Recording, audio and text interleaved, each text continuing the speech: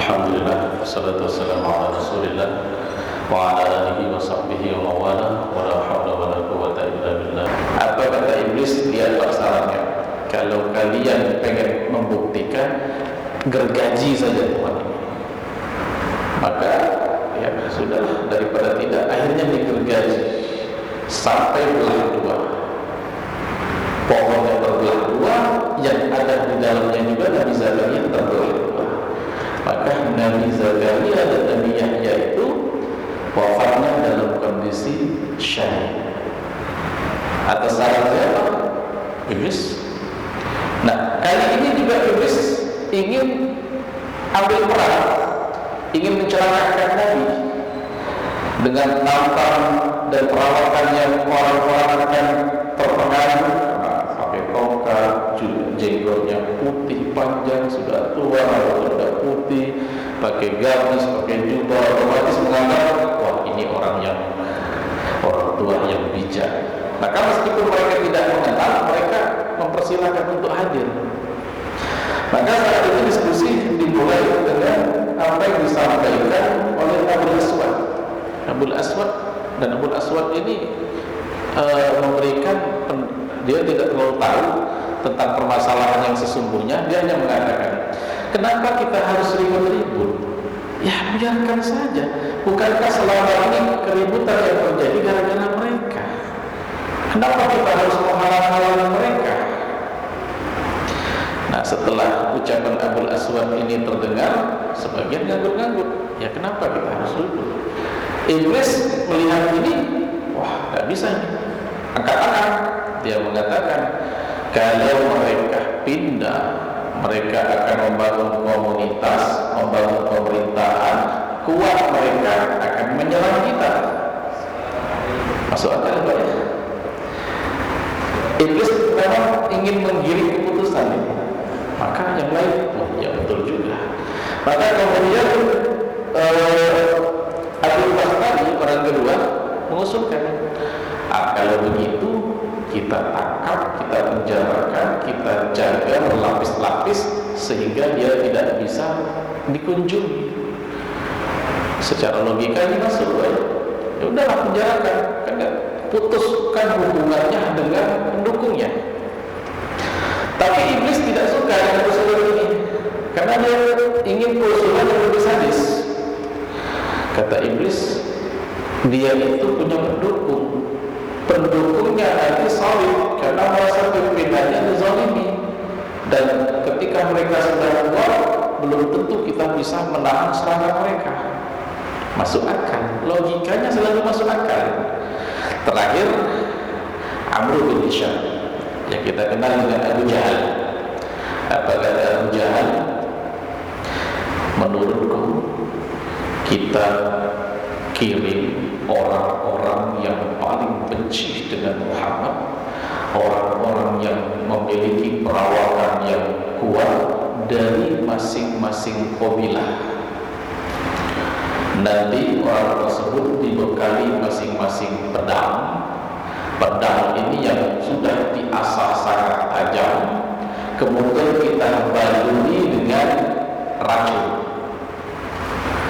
Nanti yang diutus dari kabilah itu mengepung Muhammad, lalu kemudian dobrak, bacok dia bareng-bareng. Nah, kata iblis, ini yang gua bilang nih, itu betul. Jangan kita biarkan sampai berkembang, berantas sampai ke akar-akarnya. Sebab kalau dia sudah meninggal, sudah mati, sudah pengikutnya pun seperti ayam, anak ayam kehilangan induk, orang-orang tak bakalan konsentrasi lagi. Kemudian ada yang nanya, loh, tapi kan kabilahnya nanti akan menuntut, akan memerangi orang-orang yang menyerangnya. Maka kata Abu Jahal, oleh karena itu ini harus perwakilan dari semua kabilah, jangan dari satu kabilah saja, sehingga ketika keluarga Muhammad menuntut, mereka akan menghadapi semua Mereka mau tak mau tidak mungkin bisa melawan semua kabilah ini. Mau tak mau akhirnya mereka hanya bisa menuntut arsh, darahnya itu onta. Ya kalau cuma onta kita topak-topak lah istilahnya. Kita saling membayar, kita saling bantu 100 onta tidak banyak. Maka akhirnya setelah sedikit perdebatan disepakati keputusan untuk membunuh Nabi Muhammad, dan disepakati waktu eksekusinya adalah keesokan harinya, di mana akan ditunjuk dari masing-masing kabilah yang akan menjadi pelaku eksekusi. Dan di antara yang ditunjuk 11 orang, Pak.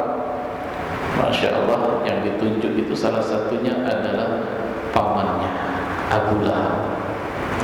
Ini luar biasa, Pak. Jadi wajar ketika Abu Lahab itu masuk ke dalam neraka, karena ternyata dia ini sudah tidak lagi memandang ini keponakan, ini anak saudara. Dia pun ditunjuk dan siap untuk menjadi pelaku yang akan mengeksekusi keponakannya sendiri. Lalu bagaimana proses dan bagaimana Nabi meloloskan diri dari kepungan tersebut, insya Allah akan kita bahas pada pertemuan yang akan datang. Ini saja yang dapat kami sampaikan. Nafsi wa iyyakum bittaqwa. Wallahu a'lam bishawab. Astaghfirul khairat. Assalamualaikum warahmatullahi wabarakatuh. Alhamdulillah ta'ala khair ittiba' mardatihi wa qurbihi wa sababihi subhanahu wa ta'ala. Allahumma la sahla illa ma ja'altahu sahla wa anta taj'alu sa'ba idza syi'ta sahla wa al-'aqibatu lil muttaqin wa la 'udwana illa 'alal zalimin. Amma ba'du. Kaum muslimin dan muslimat rahimakumullah, alhamdulillah kita kembali dipertemukan oleh Allah Subhanahu wa taala dalam kajian rutin kita, yaitu kajian Sirah Nabawiyah, di mana pada pertemuan yang lalu kita telah membahas tentang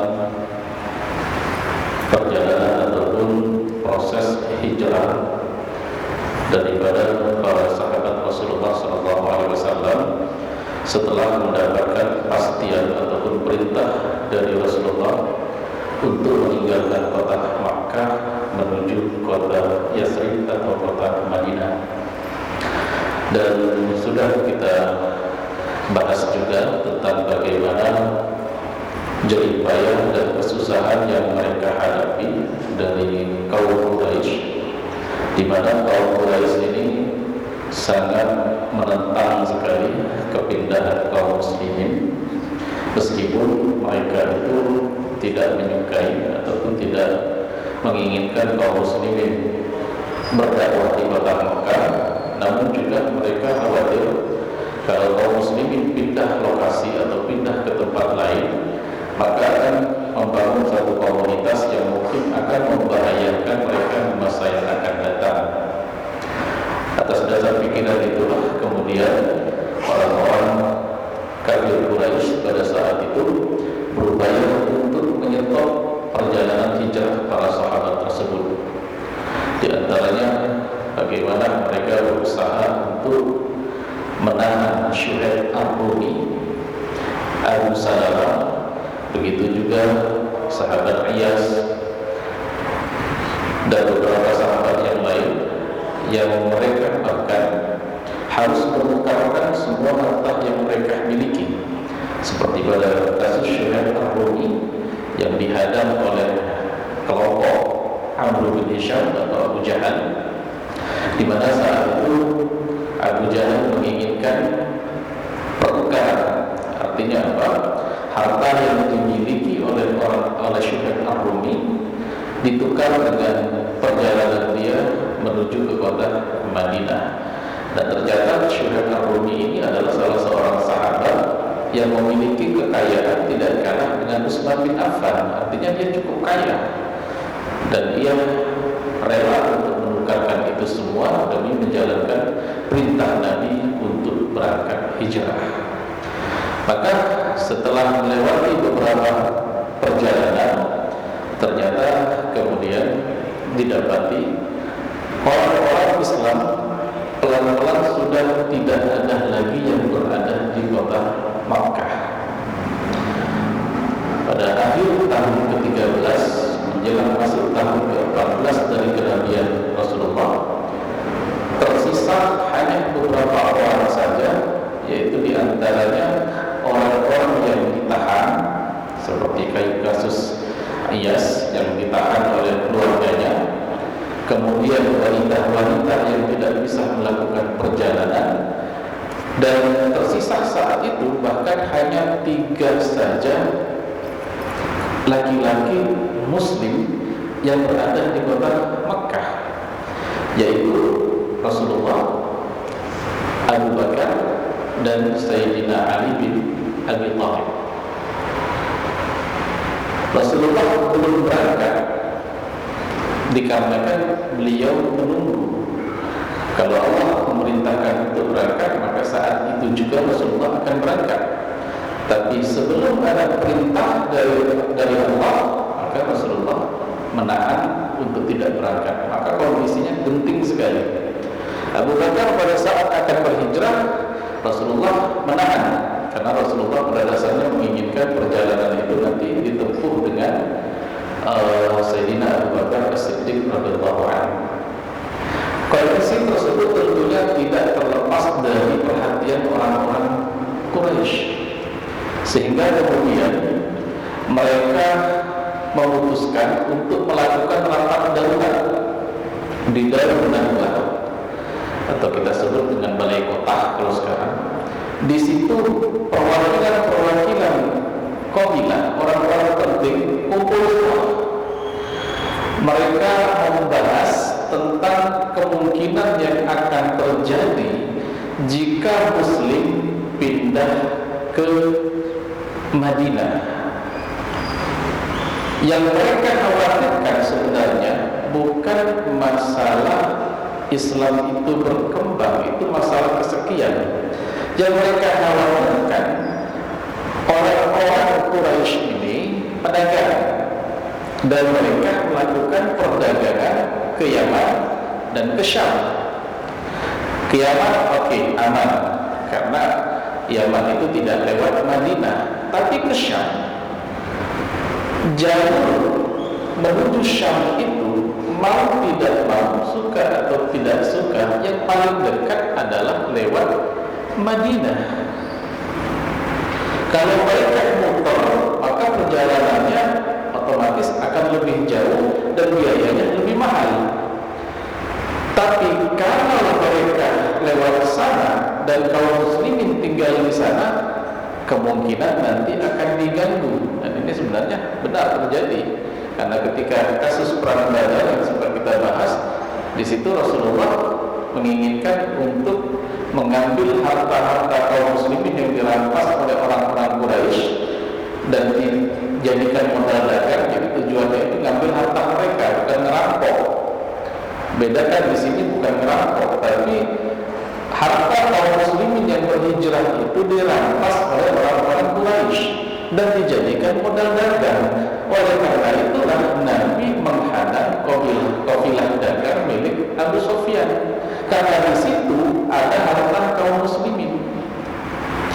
Nah, kemudian mereka mulai berhitung, kalau seandainya jalur dagang mereka ini terputus, tersumbat, tidak bisa lewat sana, nggak bisa berdagang ke Syam, berapa kerugian yang akan mereka dapatkan? Maka setelah dihitung-hitung, ternyata kerugian yang akan mereka dapatkan kalau seandainya perdagangan ke Syam ini mandat, maka dihitung saja dengan keuntungan setiap tahunnya mereka mendapatkan 4 juta dinar. 4 juta dinar ini murni keuntungan hasil berdagang ke Syam. Kalau jalur ini putus, artinya keuntungan ini hilang. 4 juta dinar mungkin biasa aja Pak ya, cuma 4 juta. Oke, kita hitung dengan rupiah. 4 juta ini rupiah. 1 dinar anggaplah harganya 2 juta. 4 kali 2. Total per tahun mereka akan rugi 8 triliun. Dan itu duit semua. Ini keuntungan mereka jalan ke Syam itu. Makanya mereka kalau jalan itu bisa sampai 6 bulan, karena keuntungannya besar. Kalau ini mana 8 triliun hilang dari keuntungan mereka, dan ini luar biasa.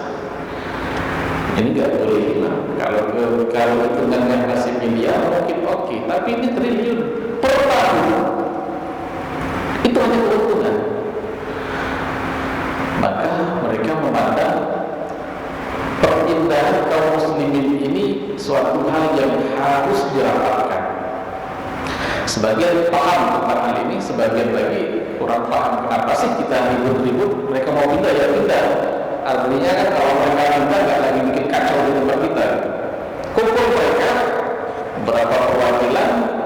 Nah, pada saat mereka akan bermusyawarah, tiba-tiba muncullah seorang laki-laki tua yang rambutnya sudah putih semua, jenggotnya sudah putih semua, memegang tongkat, dan terlihat wajahnya penuh dengan kewibawaan. Tapi yang anehnya, tak satu pun di antara orang yang hadir kenal, tak ada yang kenal. Dan berbagai riwayat menyebutkan bahwasanya orang ini atau kakek ini adalah iblis yang menyamar. Jadi iblis sampai turun tangan lah. Saking pentingnya masalah ini, iblis turun tangan. Dan dalam sejarah kita dapat ternyata memang beberapa kali iblis itu ikut turun tangan. Kasus Sayyidina Yahya dan Sayyidina Zakaria. Sayyidina Yahya, seorang nabi keturunan daripada Nabi Zakaria, pada saat itu iblis menggoda raja yang berkuasa untuk menikahi anak perempuan anak kandungnya. Menikah. Maka Sayyidina Yahya menganggap itu adalah satu perbuatan yang mungkar dan menegur serta memperingati dengan keras. Rajanya ini mau marah, takut karena ini nabi. Datang setan iblis mengatakan, raja, kalau kamu biarkan maka wibawamu hilang. Kamu dicaci maki, kamu diam. Maka apa yang harus kamu lakukan? Tangkap dan penggal lehernya. Maka ditangkap. Nabi Yahya ini ditangkap dan dipenggal lehernya. Tak cukup sampai di sana, iblis pun mengatakan, dia adalah orang tua yang punya pengaruh namanya Zakaria. Sekalian aja itu. Pada saat yang genting, Nabi Zakaria atas izin Allah membelah pohon yang besar, dibelah, masuk ke dalamnya, dan pohonnya jatuh lagi. Ini mukjizatnya Nabi, Pak. Oke, pasukan nyari-nyari nggak dapat. Pada saat mereka memutuskan untuk pulang, iblis muncul lagi, Pak. Iblis muncul lagi dan orang-orang bertanya, kalian lagi ngapain? Kata pasukan, kami lagi nyari seorang laki-laki yang bernama Zakaria. Apa kata iblis? Kalau kalian